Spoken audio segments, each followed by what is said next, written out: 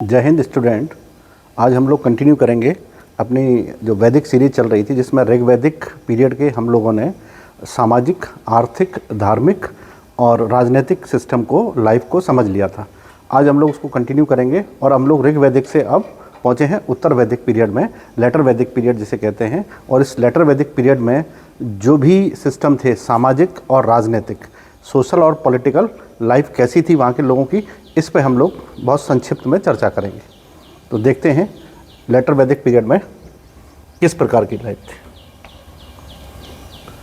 पहले ये समझ लेते हैं कि वैदिक से लेटर वैदिक पहुँचे तो बहुत सारे चेंजेस तो देखने को मिलते ही हैं, और हम लोगों के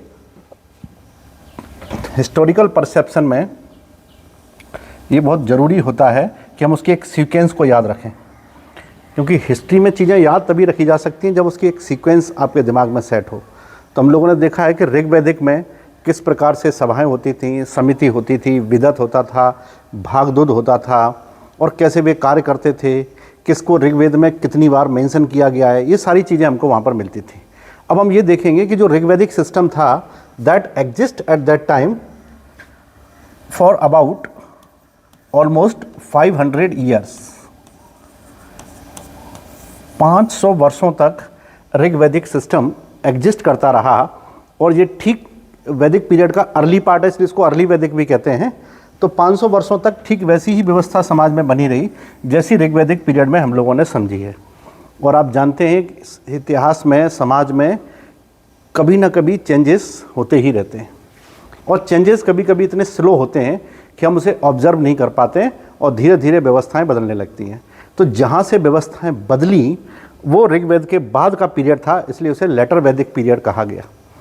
तो जो लेटर वैदिक पीरियड है, उस लेटर वैदिक पीरियड का समय ऑलमोस्ट होगा 1000 BC टू 600 BC, क्योंकि 600 BC के बाद से हिस्ट्री में जिस टाइम पीरियड को हम लोग पढ़ते हैं उसे महाजनपद पीरियड कहते हैं। महाजनपद पीरियड के नाम से उसको जानते हैं, है ना। तो महाजनपद पीरियड से ठीक पहले का जो है वो 1000 से 600 ईसा पूर्व का है। और अगर हम 1500 से बात करेंगे, 1500 टू 1000, तो ये होगा ऋग्वैदिक पीरियड। तो the entire Vedic period consist of almost 1000 years, and first 500 years of Vedic period was recognised as Rigvedic period, and after that 400 almost years were recognized as later Vedic period, and there were so many changes as compared to Rigvedic period in Vedic period. So changes are to be studied, and some new arrivals of structures are to be studied about later Vedic period. तो हम letter वैदिक period के बारे में उन चीज़ों की चर्चा करते हैं, सामाजिक लाइफ की और राजनीतिक लाइफ की। सबसे पहले देखते हैं सामाजिक जीवन कैसा था, सामाजिक जीवन कैसा था। तो सामाजिक जीवन की अगर हम बात करें ऋग्वैदिक पीरियड में, तो सामाजिक जीवन के बारे में जानकारी हमको दो चीज़ों से मिलती है। सबसे पहले एक है जैमिनी उपनिषद, जैमिनी उपनिषद पहला। दूसरी जानकारी मिलती है तैत्तिरीय उपनिषद से, दूसरी जानकारी मिलती है तैत्तिरीय ब्राह्मण से, तैत्तिरीय ब्राह्मण से। अब जैमिनी उपनिषद में और तैत्तिरीय ब्राह्मण में लेटर वैदिक पीरियड के सोशल स्ट्रक्चर के बारे में क्या लिखा हुआ है, ये देखते हैं। उसमें एक लाइन लिखी हुई है कि छोटे छोटे जो गांव थे अब वे बड़े बड़े गांव में चेंज हो रहे थे। तो इसका मतलब चेंज हो रहा है सोसाइटी में, और वही गांव, बड़े बड़े गांव धीरे धीरे नगरों में चेंज हो रहे थे, नगर में, है ना, नगर में चेंज हो रहे थे। इसीलिए जो अपेक्षाकृत बड़े गांव होते जा रहे थे, जो लार्ज विलेजेस डेवलप होते जा रहे थे, उनको कहते थे महाग्राम। उनके लिए वर्ड यूज़ किया जाने लगा महाग्राम, ठीक। और जो नगर डेवलप हो रहे थे उनके लिए वर्ड यूज़ करते थे नागरिन, उनके लिए नागरिन वर्ड का यूज़ करते थे। इस नागरिक वर्ड से ही धीरे धीरे नगर शब्दों की उत्पत्ति हुई और ये एग्जिस्ट करते थे यहाँ पर। ठीक, तो ये था कि गांव के समूह को क्या कहा जाता है, महाग्राम। एंड द सिटीज़, अब सिटीज़ कहेंगे किसे, the place which has trade and commerce as its main activity, जहाँ पर व्यापार और वाणिज्य मुख्य गतिविधि होती थी उसे नगर कहा जाता था। तो उन नगरों को उस लेटर वैदिक पीरियड में हम लोग नागरिन के नाम से जानते थे। ठीक, ये व्यवस्था हमको यहाँ से किससे मिली है, जैमिनी उपनिषद से और तैत्तिरीय उपनिषद से। ये दो हो गए। अब इसी सोशल लाइफ में हमको ये देखना है कि वहाँ और कौन कौन से एलिमेंट्स पाए जाते थे। सबसे पहले देखते हैं वर्ण व्यवस्था। वर्ण व्यवस्था देखिए, हम प्राचीन समय से पढ़ते चले आ रहे हैं कि वर्ण व्यवस्था में हमको ये जानकारी जो मिली है वर्ण व्यवस्था के बारे में वो ऋग्वेद से मिली है। ऋग्वेद के पुरुष सूक्त के 10वें मंडल से ये जानकारी मिलती है कि वर्ण व्यवस्था आई थी, जिसमें ऑल माइटी ब्रह्मा ने ब्राह्मणों को, क्षत्रियों को, वैश्यों को और शूद्रों को अपनी बॉडी के अलग अलग पार्ट से ओरिजिनेट किया था, वहाँ से उत्पन्न किया था। इसलिए उसको क्लासिकल थ्योरी ऑफ वर्ण सिस्टम कहते हैं, क्लासिकल थ्योरी ऑफ वर्ण सिस्टम। अब यहाँ लेटर, और वहाँ पर एक सिस्टम और भी था अर्ली वैदिक में, अगर हम बात करेंगे तो वहाँ वर्ण सिस्टम ऐसा था कि कोई भी किसी भी वर्ण में जा सकता था। There was mobility in varna system, every one was there at that time, every one can change its varna. जैसे विश्वामित्र का एग्जाम्पल था, यानी जो जैसा कर्म करेगा वही उसका वर्ण हो जाएगा।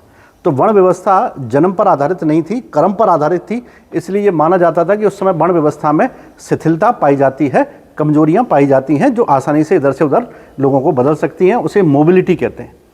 तो at that time there was mobility in varna system, वर्ण सिस्टम में मोबिलिटी थी। जैसे जैसे लेटर वैदिक पीरियड में हम लोग आए तो वर्ण सिस्टम में थोड़ी सी रिजिडिटी आ गई। अब इतना आसान नहीं हुआ वर्ण बदलना, अब वर्ण के काम डिसाइड हो गए कि कौन सा वर्ण क्या काम करेगा। तो काम तो डिसाइड हो गए, लेकिन वर्ण का जो पहचान है, आइडेंटिफिकेशन है, डिटर्मिनेशन है, वो हम किससे करने लगे, जन्म से करने लगे। तो now it was not too easy to change your varna, आप अपना वर्ण बदल लेंगे जो इतना आसान नहीं हुआ। जैसे ऐत्रेय ब्राह्मण में अगर हम देखेंगे, ऐत्रेय ब्राह्मण, तो ऐत्रेय ब्राह्मण में अगर हम देखते हैं तो वहां से हमको चारों वर्णों के कार्यों का उल्लेख मिलता है, चारों वर्णों के कार्यों का उल्लेख मिलता है। ये कहाँ मिलेगा, ऐत्रेय ब्राह्मण में मिलेगा। ऐत्रेय ब्राह्मण में ये लिखा हुआ है कि चारों वर्ण में से किस किस को कौन कौन से काम दिए गए, ये लिखा गया। इसके अलावा इसी पीरियड में कुछ और सिस्टम भी वर्ण व्यवस्था के लिए प्राप्त होते हैं। जैसे हम सब ये तो जानते ही हैं कि ब्राह्मण सबसे प्रमुख वर्ण था, इसको इधर लिखते हैं। ब्राह्मण सबसे प्रमुख वर्ण था,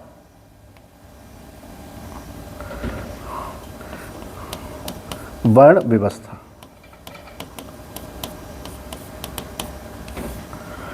ब्राह्मण सबसे फर्स्ट पे, दूसरे नंबर पर क्षत्रियन, क्षत्रिय, देन वैश्य, देन शूद्र। अब देखिएगा कि लेटर वैदिक पीरियड में इसमें कौन कौन से चेंजेस देखने को मिलते हैं। पहला, दूसरा, तीसरा और चौथा, फोर्थ। ब्राह्मण्स के लिए लेटर वैदिक पीरियड में एक वर्ड यूज़ किया जाता था जिसे कहते थे एही। यहाँ एही का मतलब ब्राह्मण होता है। क्षत्रियों के लिए जो वर्ड यूज़ करते थे उसे कहते थे अगाच। अगाच वर्ड क्षत्रियों के लिए यूज़ किया जाता था और बहुत कॉमन वर्ड था उस समय, अगाच। अगाच ये क्षत्रियों के लिए यूज़ करेंगे। वैश्यों के लिए वर्ड यूज़ करते थे आद्रव।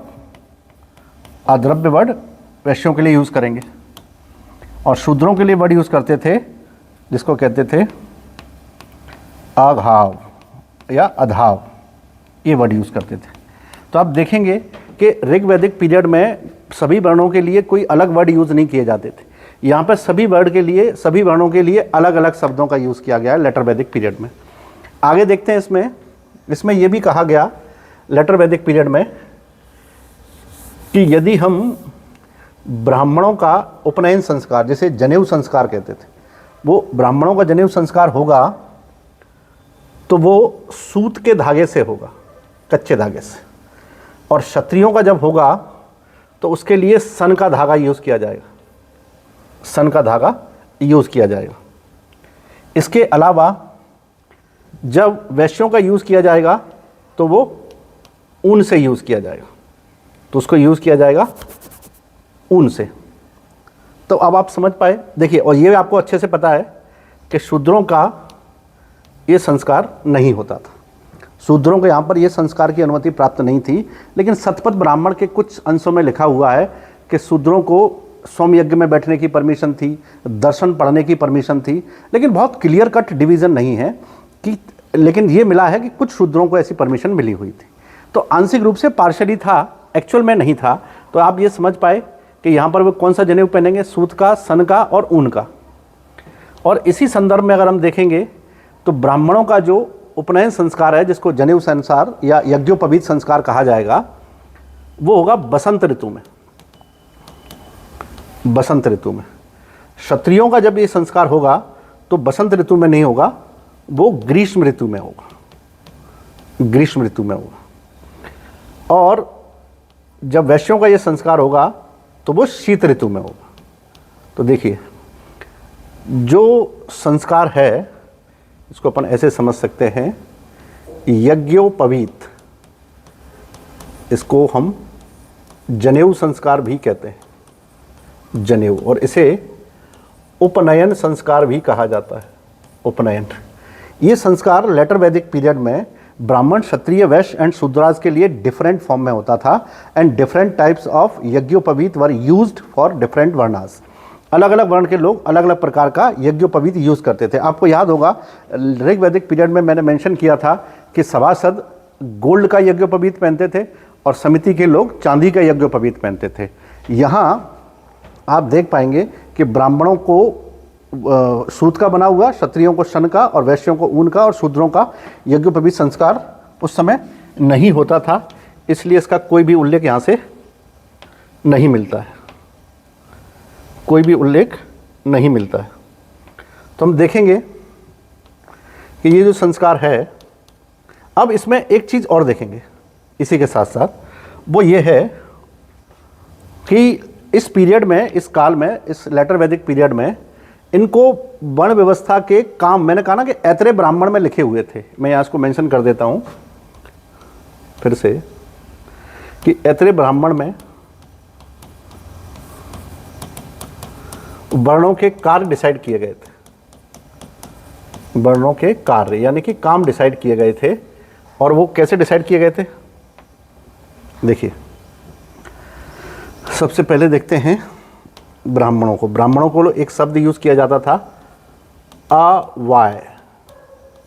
अवाय शब्द ब्राह्मणों के लिए यूज किया, इसका मतलब है वो कहीं भी जा सकते हैं, कोई भी उनके लिए रोक टोक नहीं है। क्षत्रियों के शब्द यूज करते थे अक्षार। अक्षार शब्द का मतलब ये होता था कि उनका काम रक्षा करना है, पशुओं की रक्षा करना है, मनुष्यों की रक्षा करना है, राजा की रक्षा करनी है, ये उनका काम होता था। वैश्यों के लिए, शूद्रों के लिए अलग अलग शब्द यूज किए जाते थे। वैश्यों के लिए शब्द यूज किया गया था अनश वली केतु, अनश वेली केतु। इसका मतलब होता है करों को देने वाला। याद रखिएगा, उस समय सबसे ज़्यादा टैक्स यही देते थे, वैश्य लोग ही देते थे। और शूद्रों को कहा गया था अनश्क। इसका मतलब होता था तीनों वर्णों की सेवा करने वाला, तीनों वर्णों की सेवा करने वाला। समझ पाए? तो एक छोटा सा डिस्क्रिप्शन है, मैंने बिल्कुल फैक्चुअल लिया है, इसमें बिल्कुल कतई बहुत डिटेल में डिस्कशन नहीं हुआ है। हम यही जानना चाह रहे हैं कि कोई शब्द हमसे छूटे ना परीक्षाओं की दृष्टि से, और हम ठीक पहचान पाएँ कि वहाँ पर किस किस प्रकार के शब्दों का कैसे यूज़ किया जाता था। तो आई थिंक आप लोग समझ पाए होंगे कि लेटर वैदिक पीरियड में वर्ण व्यवस्था के संबंध में कैसी चीज़ें पाई जाती थी। अब इसी वर्ण व्यवस्था को हम लोग थोड़ा और समझेंगे। तो इस वर्ण व्यवस्था में मैं आपके सामने कुछ चीज़ें और मेंशन कर देता हूँ। यहाँ पर शूद्रों के उपवर्णों का भी उल्लेख था। शूद्रों के उपवर्णों का भी उल्लेख प्राप्त होता है शतपथ ब्राह्मण से। और उसमें क्या लिखा हुआ है? उसमें लिखा हुआ है चांडाल, निषाद, उग्र, उग्र, ठीक, ये शब्द लिखे हुआ। मागध, मागध भी इसी में आता है, मागध शब्द भी थे। अभी आप समझेंगे कि ये कैसे आए। ये सब वर्ण संकर थे, क्योंकि लेटर वैदिक पीरियड में अंतर्वर्णीय विवाह बहुत होते थे। अंतर्वर्णीय, एक वर्ण के लोग दूसरे वर्ण से विवाह करते थे, जिसे आज हम अंतरजातीय विवाह कहते हैं। तो ऐसे इंटरवर्णास जो मैरिज थे वहाँ पर बहुत पॉपुलरली होते थे, ठीक। अब हम देखेंगे लेटर वैदिक पीरियड में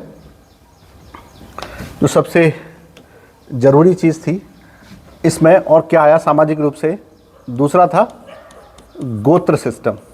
देखिए, गोत्र बहुत कॉमन सिस्टम है और आजकल बड़ा चर्चा में भी है। मैं इस पर थोड़ा सा डिस्कशन चाहूँगा कि हाउ डिड द वर्ड गोत्रा कैम इन एग्जिस्टेंस। गोत्र शब्द अस्तित्व में कैसे आया। तो मैं आपको एक 2 मिनट की स्टोरी सुनाता हूँ, आप लोग समझ पाएंगे। आज आपने देखा होगा कि जब भी विवाह होता है तो विवाह के समय लड़की और लड़के के गोत्र देखे जाते हैं। अगर उनके गोत्र सेम हैं तो ये माना जाएगा कि वे संगोत्रीय हैं, सेम गोत्र हैं और सेम गोत्र की मैरिज प्रोहिबिटेड है। वो आपस में विवाह नहीं कर सकते हैं। ऐसा माना जाएगा कि एक ही गोत्र के लोग आपस में भाई बहन होते हैं, इसलिए उनमें विवाह वर्जित होता है। अब गोत्र शब्द आया कहाँ से, कैसे आया, इस पर थोड़ी सी चर्चा करेंगे। हम सबसे प्रिमिटिव अवस्था में कबीलों में रहते थे। कबीले आप जानते हैं, ऐसे बहुत सारे कबीलों में लोग रहते थे। अब हम किसी एक कबीले को ले लेते, एक कबीला है और उस कबीले में अच्छी बात यह थी कि कम्युनिज्म जैसा सिस्टम होता था। कम्युनिज्म यानी कि सारी चीज़ें बराबर बराबर आपस में लोग शेयर करके यूज़ करते थे। अब इस कबीले में मान लीजिएगा 20 फैमिली रहती है और 20 फैमिली के पास गाय है। गाय बहुत ज़रूरी होती थी प्रिमिटिव टाइम पर, क्योंकि गाय हमारी इकोनॉमी को चलाती थी। अगर 20 फैमिली के पास अपनी अपनी गाय है तो ये ज़रूरी नहीं है कि सारी गाय एक साथ दूध दें, ये बिल्कुल भी ज़रूरी नहीं है। उनका जो गर्भ काल है, दूध देने का काल है, वो अलग अलग हो सकता है। तो इस कारण से क्या होगा, मान लीजिए 20 फैमिली हैं और 20 में से केवल 12 फैमिली की गाय दूध दे रही हैं और 8 फैमिली की गाय दूध नहीं दे रही हैं। ऐसी स्थिति में क्या करेंगे, जो 12 फैमिली की गाय का दूध है वो सब 20 लोगों में बराबर बराबर बांटा जाएगा। ऐसा सिस्टम होता था और सारी गायों की देखभाल सब लोग मिलकर करते थे। ये भी अच्छा है कि अगर सारी गायों की देखभाल सब लोग मिलकर करेंगे तो किसी के ऊपर बर्डन भी नहीं पड़ेगा और ये सिस्टम भी चलता रहेगा, है ना। और ये सिस्टम भी चलता रहेगा। अब देखते हैं हम क्या सिस्टम था। देखो, सिस्टम ये था कि अब सारी गाय यहाँ पर बंधी हुई हैं। अब उन जो गाय यहाँ पर बंधी हुई हैं उस गाय बांधने के स्थान को हम लोग कहते थे गौ स्थान, गौ स्थान। और इन सारी गायों का, जो भी गायों की संख्या होगी, इस पूरे के पूरे कबीले के लोगों ने दूध पिया होगा। और आप जानते हैं कि एक ही माँ का स्तनपान करने वाले लोग आपस में भाई बहन होते हैं। तो ये जहाँ पर गाय बांधी जाती है उसको एक नाम दिया जाता है। मान लीजिएगा उसको नाम दिया गया है केतु, कि केतु वो है जहाँ एक्स कबीले की सारी गाय बांधी जाती है। तो एक्स कबीले की गायों का दूध, एक्स कबीले की गायों का दूध सारे एक्स कबीले ने पिया है, ठीक। ऐसे वाई कबीला भी होगा, उसका भी एक गौ स्थान होगा जिसका नाम राहु होगा, या कोई दूसरा भी हो सकता है। तो इस तरह से केतु, राहु जैसे बहुत सारे गौ स्थान होते थे। कालांतर में, बाद में जब संख्या बढ़ती है तो लोग अपने कबीले को छोड़ करके दूर जाना, रहना शुरू करते हैं और फिर लेकिन उनकी पहचान उसी कबीले से जुड़ी होती है। अब इस कबीले के लोग लगभग 50 साल बाद, 100 साल बाद कहीं दूर जाके रहने लगे। वहाँ इस कबीले के भी रहते हैं और इस कबीले के लोग भी रहते हैं।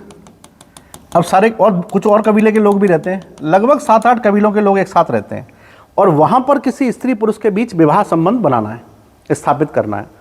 तो उनकी मूल स्थान पूछा जाएगा, कहीं आप एक ही कबीले के तो नहीं हो। तो उससे पूछा जाएगा कि आपका गौ स्थान क्या है। और इसी गौ स्थान का अपभ्रंश है, जो टिल्टेड वर्ड है, उसको हम लोग गौ स्थान को क्या कहने लगे, गोत्र। उसको ही कहने लगे गोत्र। लेकिन आज गोत्र का मतलब गाय का स्थान नहीं होता है। धीरे धीरे ये परंपरा गोत्र आज इस प्रकार से आ गई है कि गोत्र का मतलब है कि हमारे पूर्वज कौन थे, है ना। लेकिन अगर आप इसकी जड़ में जाएंगे तो आपको मिलेगा यही, इसका इस तरह से गोत्र शब्द आया। ठीक, तो गोत्र शब्द का सबसे पहली बार उल्लेख कहाँ मिलता है? लेटर वैदिक पीरियड में। लेटर वैदिक पीरियड में हमको गोत्र वर्ड का पहली बार यूज मिलता है।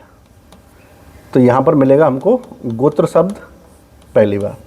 इस गोत्र शब्द का उल्लेख कई स्थानों में मिलता है। अथर्ववेद में सबसे पहले मिला है।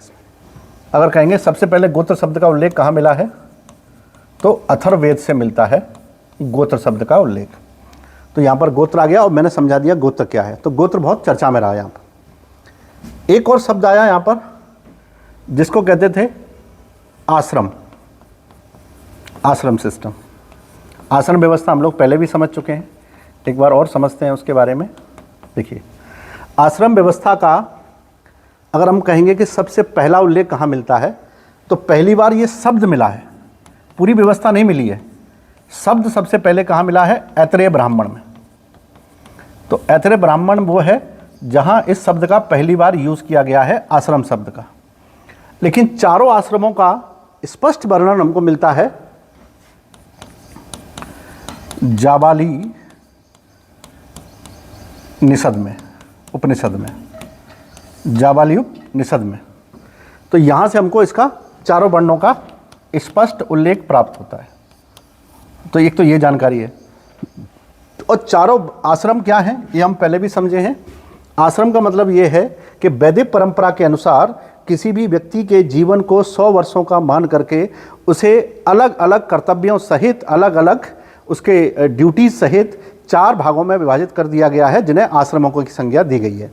द एंटायर लाइफ ऑफ वैदिक tradition and entire life of individual according to Vedic tradition is divided into 4 different segments with specific duties to be performed by each, and these all segments are called ashram. इनको आश्रम कहा गया है। और इन आश्रमों में सबसे पहला है ब्रह्मचर्य आश्रम, ब्रह्मचर्य। दूसरा है गृहस्थ आश्रम, गृहस्थ आश्रम। और तीसरा है वानप्रस्थ आश्रम, वानप्रस्थ। एंड फोर्थ वन इज संन्यास आश्रम, संन्यास आश्रम। ब्रह्मचर्य, गृहस्थ, वानप्रस्थ और संन्यास। इसमें यह माना जाता है कि ब्रह्मचर्य आश्रम के लिए ब्राह्मण, क्षत्रिय, वैश्य, शूद्रों को इसमें जाने की परमिशन नहीं थी। तो Brahmin at the age of 8, Kshatriya at the age of 11 and Vaishya at the age of 12 to 13 की एज में इस आश्रम में जाएंगे और 25 साल तक वहाँ पर विद्या अर्जन करेंगे, ज्ञान अर्जन करेंगे। और जैसे उनका विवाह होगा, विवाह संस्कार पूरा होगा, तो वो गृहस्थ आश्रम में एंट्री कर जाएंगे और जहाँ वो अपनी लाइफ की सबसे महत्वपूर्ण ड्यूटीज़ को पूरा करेंगे। जब ड्यूटीज़ लगभग पूरा कर लेंगे तो मोक्ष की तलाश में वो बार बार घर छोड़ करके वन की तलाश में वन में जाएंगे और मोक्ष की प्राप्ति के लिए रास्ते तलाशेंगे। जैसे आजकल घर में जब सारे बच्चों की शादी हो जाती है तो माँ बाप फिर तीर्थ यात्रा पर जाने लगते हैं। उनको लगता है कि अब सब कुछ ड्यूटीज़ पूरी हो गई हैं, और जब उसे घर का मोह खत्म हो जाएगा तो वो घर को हमेशा के लिए त्याग देगा, तब उसे कहेंगे संन्यास। तो वो संन्यास ग्रहण कर लेगा। ये वैदिक परंपरा के अनुसार समझाया गया है। तो एक तो आश्रम व्यवस्था देखने को मिली, वहाँ पर गोत्र व्यवस्था पहली बार देखने को मिली इसी समय। इसके अलावा आश्रम में जो भी ट्रेडिशन थे वो हमको देखने को मिले, और इस आश्रम में व्यक्ति के बहुत सारे संस्कार होते थे। यहाँ पर वैदिक पीरियड में मैंने बताया था कि वहाँ महिलाओं का भी उपनयन संस्कार होता था। यहाँ इस प्रकार के किसी भी संस्कार का उल्लेख हमको प्राप्त नहीं होता है, यानी महिलाओं के उपनयन संस्कार यहाँ पर होना बंद कर दिए गए थे। इससे ये प्रतीत होता है कि महिलाओं की स्थिति यहाँ पर बहुत बिगड़ी हुई थी। महिलाओं की स्थिति बहुत अच्छी नहीं थी इस काल में, बल्कि स्थिति बहुत बिगड़ी हुई थी महिलाओं की दशा। अब और क्या आया था वहाँ पर उसी समय? तो उसी समय हम लोग देखेंगे कि हमने देखा कि वर्ण सिस्टम कैसा था, गोत्र सिस्टम कैसा था, आश्रम सिस्टम कैसा था। एक और सिस्टम आया जिसको कहते थे पुरुषार्थ। पुरुषार्थ को अगर मैं डिफाइन करूं तो ऐसे कर सकता हूं कि according to Vedic tradition some specific well known duties are decided for each and every individual in Vedic tradition and they are collectively called purushartha. In numbers they are 4। Purushartha के नंबर कितने हैं? 4 हैं। कौन कौन से हैं? धर्मा, अर्थ, काम एंड मोक्ष। मोक्ष, धर्म, अर्थ, काम एंड मोक्ष। 1 2 3 एंड 4। कैसे समझते हैं? धर्म का मतलब क्या है यहाँ पर? Here the means of dharma word is not the dharma as the defined in religious word. तो रिलीजियस वर्ड का जो धर्म होता है वो ये वाला धर्म नहीं है। इन पुरुषार्थ धर्म means duties, duties of life. जैसे कि जब किसी बच्चे का जन्म होता है तो वो एक सन का धर्म निभाता है, पुत्र का धर्म निभाता है। फिर कभी वह एक पिता का धर्म निभाता है, पति का धर्म निभाता है, और जब वह नौकरी करता है तो फिर वह राज धर्म भी निभाता है। तो उसके पास बहुत सारी ड्यूटीज़ हैं परफॉर्म करने के लिए, और एक अच्छे व्यक्ति में ये गुण होना चाहिए कि उसे किस समय किस धर्म का पालन करना है, वही पालन वो करेगा। जैसे कहा जाता है, हे राजन, आप अपना निज धर्म नहीं राज धर्म निभाइए, और आप राज धर्म का पालन करिए, भले ही आपके परिवार के लोग दोषी हैं उनको सजा दीजिए। तो उसमें कहते हैं कि राज धर्म सबसे ऊपर माना जाता है, उसकी बहुत इज्जत होती है राज धर्म की। अगर कोई पिता राज धर्म निभाता है और निभाते, जैसे हरिश्चंद्र ने राज धर्म निभाया, उनको जो ड्यूटीज़ दी उन्होंने पूरी की, है ना। तो ऐसे बहुत सारे इतिहास में एग्जाम्पल हैं राज धर्म के लिए। यहाँ पर सारी ड्यूटीज़ हैं जो आपको पूरी करनी है। तो यहाँ पर ड्यूटीज़ मतलब होता है धर्म। अर्थ का मतलब होता है uh socially acceptable way of earning, समाज द्वारा स्वीकृत आय को अर्जित करने का एक तरीका होना चाहिए। समाज द्वारा स्वीकृत आय को प्राप्त करने का एक तरीका हमारे पास होना चाहिए। इसमें बस ये कि युक्ति युक्त होना चाहिए, समाज उसको ऐसा ना मानता हो ये तरीका सही नहीं है पैसे कमाने का, तो उसको कहते हैं अर्थ। इसका मतलब इनकम और वेल्थ। ठीक, ये हो गया। अब हम काम की बात करेंगे तो काम का मतलब होता है संतानोत्पत्ति, टू बेगेट चिल्ड्रन, बच्चे पैदा करना। हिंदू शास्त्रों में ये कहा गया है कि व्यक्ति के गुण और उसकी योग्यता संसार में सदैव रहनी चाहिए, और उसके गुण, उसकी योग्यता और उसकी जो पहचान है वो समाज में सदैव तब रह सकती है, क्योंकि उसका शरीर तो नश्वर है, वो तो नष्ट होगा। इसलिए उसके जो गुण हैं वो गुण अपने बच्चों को सिखा के जाएगा, और बच्चे उन गुणों को अपने बच्चों के माध्यम से इस संसार में सदैव जीवित रहेंगे। इसलिए आपने देखा होगा ना कि परंपरा चलती है कि घर में बच्चा लड़का होना ज़रूरी है, क्योंकि लड़का होगा तो उससे पीढ़ी चलेगी और हमारा वंश चलता रहेगा। ये दक्यानूसी विचार है। आज धीरे धीरे ये बिल्कुल धूमिल हो चुका है, इसको लोग मानते नहीं हैं। लड़कियां भी अपनी ही संतानें होती हैं, और वो भी अपने वंश को बहुत बढ़ावा देती हैं, वो भी उन्हीं से पहचानी जाती हैं कि ये किस वंश की है। ठीक, उनसे भी हमारा वंश आगे बढ़ता है। ऐसा नहीं है कि लड़कों से ही हमारा वंश आगे बढ़ता है ना। तो लड़कियों से भी आज ये सिस्टम इतना एग्जिस्ट नहीं करता, लेकिन उस समय था। इसलिए तो लेटर वैदिक पीरियड में लड़कियों के जन्म को बहुत कोसा गया है। जैसे बृहदारण्यक है, उसमें लड़कियों के जन्म को बहुत कोसा गया है। अथर्ववेद में भी उसको कोसा गया है। कहते हैं कि लड़कियों का जन्म कोई मतलब हर्ष मनाने का विषय नहीं है, शोक मनाने का विषय है। ठीक, ऐसे ही कहते थे लड़कियां तो अशुद्ध होती हैं, वो परिवार का वंश नहीं चला सकती हैं। तो ऋग्वेद में लड़कियों, उत्तर वैदिक काल में, लेटर वैदिक पीरियड में लड़कियों की स्थिति अच्छी नहीं थी। ओवरऑल महिलाओं की दशा खराब थी। तो काम का मतलब है टू बेगेट चिल्ड्रन, यानी संतानों उत्पत्ति करना। ठीक, और अगर आप लोगों ने इंग्लिश लिटरेचर पढ़ा है तो विलियम शेक्सपियर ने कहा है to get married and back children so that beauty of you may be perpetuated through your offspring. मतलब आप विवाह करें, बच्चे पैदा करें, ताकि आपकी सुंदरता, आपके गुण इस संसार में सदैव के लिए बने रहे हैं, आपके बच्चों की शक्ल में, आपके बच्चों के रूप में। वो गुण हमेशा ही, ऊर्जा आपके शरीर की बनी रहे। फिर आता है मोक्ष। मोक्ष के बारे में बहुत भ्रांतियाँ हैं। कुछ लोग कहते हैं कि अगर आपने पहला, दूसरा और तीसरा तीनों पुरुषार्थ ठीक प्रकार से संपन्न कर लिए हैं तो आप मोक्ष के अधिकारी हैं। ठीक, लेकिन मोक्ष का कॉन्सेप्ट बहुत अलग प्रकार का है। मोक्ष का मतलब होता है आत्मा का परमात्मा से मिलन, है ना। आत्मा का परमात्मा से मिलन, क्योंकि ये माना जाता है आत्मा परमात्मा का ही हिस्सा है, और ये परमात्मा का ही एक हिस्सा है जो हम यहाँ रह रहे हैं, ये जा करके परमात्मा में एक दिन फिर मिल जाएगा। इसका कहते हैं हमको मोक्ष मिल जाना। और परमात्मा में नहीं मिलेगा तो इधर उधर भटकता रहेगा, इधर उधर भटकता रहेगा। इसका मतलब क्या है कि हमको मोक्ष नहीं मिला है, और जैसे ही परमात्मा में जाके मिलेगा हमको मोक्ष प्राप्त हो जाएगा। इसको हिंदू मान्यताओं में मोक्ष कहा गया है। और इसको ऐसा प्राप्त कैसे करेंगे, इसके लिए कहा गया है कि अपने जीवन को नियंत्रित रखें, परंपराओं के अनुसार, अनुष्ठानों के अनुसार जीवन जिएं, द्वेष नहीं रखें, किसी के प्रति गलत ना करें, तो आपको मोक्ष मिल जाएगा। लेकिन दुर्भाग्य ये है कि हमारी इस परंपरा में ये नहीं बताया गया कि मोक्ष हमको मिला कि नहीं मिला, ये कन्फर्म नहीं होता कभी। जैसे फॉर एग्जाम्पल हमारे फॉर फादर नहीं हैं, तो हमारे फॉर फादर नहीं है तो उन्होंने कभी कंप्लेन नहीं की हमको मोक्ष नहीं मिला, और कन्फर्म भी नहीं किया कि हमको मोक्ष मिल गया है। तो ये एक ऐसी धारणा है जिसको ये माना जाता है, लोग कहते हैं कि ईश्वर से साक्षात्कार हो जाए। ईश्वर के साक्षात्कार का मतलब होता है मृत्यु, क्योंकि अब ये परमात्मा का अंश उसमें जाके मिल जाएगा, तो अपने हिस्से में चला जाएगा वो, तो ये शरीर तो नष्ट हो जाएगा। इसीलिए कहते हैं कि हम मोक्ष का मतलब होता है इस संसार से मुक्ति मिल जाएगी, जन्म मरण के चक्र से हमको मुक्ति मिल जाएगी, यही मोक्ष है। लेकिन मोक्ष के बहुत सारे कॉन्सेप्ट हैं। कई धर्मों में यह कहा गया कि जीते जी मोक्ष मिल सकता है। जैसे बौद्ध धर्म में मोक्ष का मतलब है ज्ञान प्राप्त हो जाना। जैन धर्म में भी कहा गया है कि जीते जी ज्ञान प्राप्त किया जा सकता है, मोक्ष मिल सकता है। हिंदू धर्म में जीते जी मोक्ष की बात नहीं कही गई है कि आप जीते जी मोक्ष प्राप्त कर सकते हैं, तो नहीं। हाँ, लोग जब बहुत आत्मसंतुष्ट हो जाते हैं तो कहते हैं कि हमको ऐसा लग रहा है कि हमको मोक्ष मिल गया, वी अटेंड मोक्ष। लेकिन मोक्ष वो कॉन्सेप्ट है जो आपकी लाइफ को बैलेंस्ड रूप में बताता है कि आपने अपनी लाइफ को कैसे जिया है। तो ये हुआ मोक्ष का कॉन्सेप्ट। ये 4 पुरुषार्थ थे, और ये पुरुषार्थ शतपथ ब्राह्मण में भी डिफाइन किए गए। शतपथ ब्राह्मण में भी डिफाइन किए गए। इनमें सबसे महत्वपूर्ण पुरुषार्थ माना गया है किसको? धर्म को, क्योंकि धर्म लोगों को समाज से जोड़ता है।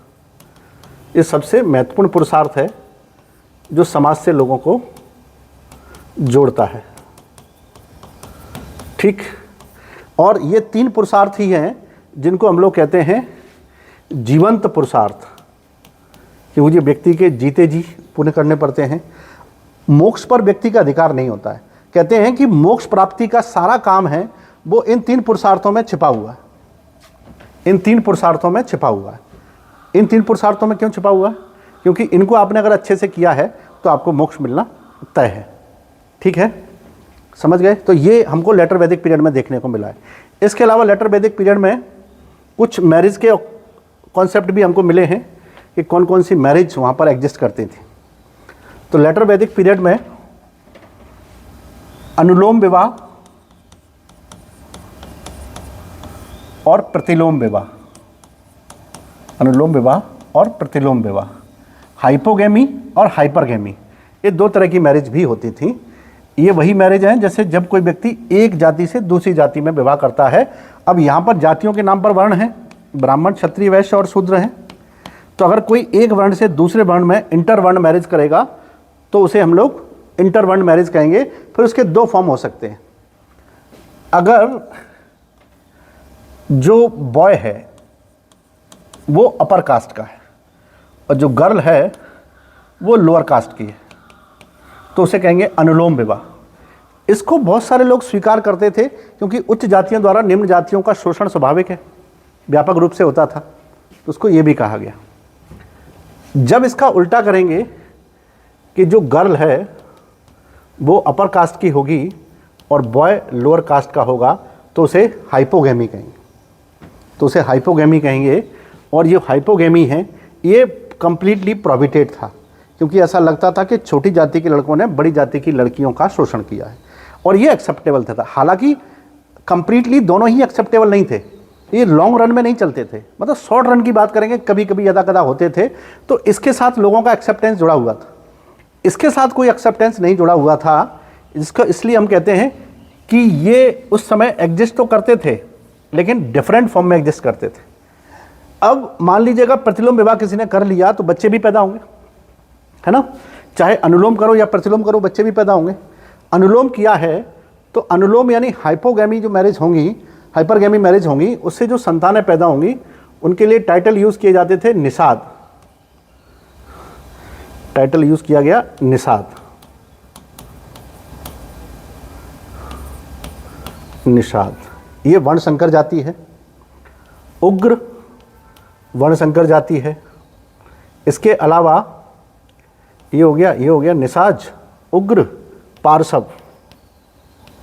पार्श्व ये भी वर्ण संकर जाति है, यानी 2 वर्णों के मेल से उत्पन्न हुआ है। तो ऐसी जो भी, हाँ इसमें मागध भी है, मागध भी है।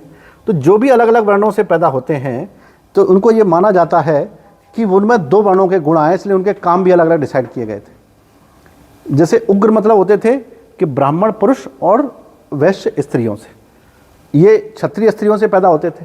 तो ये सब किसके रिजल्ट थे? हाइपरगैमी के। अगर कोई हाइपोगैमी कर ले तो उससे जो संतानें पैदा होती थी उनके लिए एक ही काम रखा गया और एक ही उनका नाम रखा गया, उनको कहा जाता था चांडाल। चांडाल कहते थे। और इनका काम क्या था कि आपको शमशान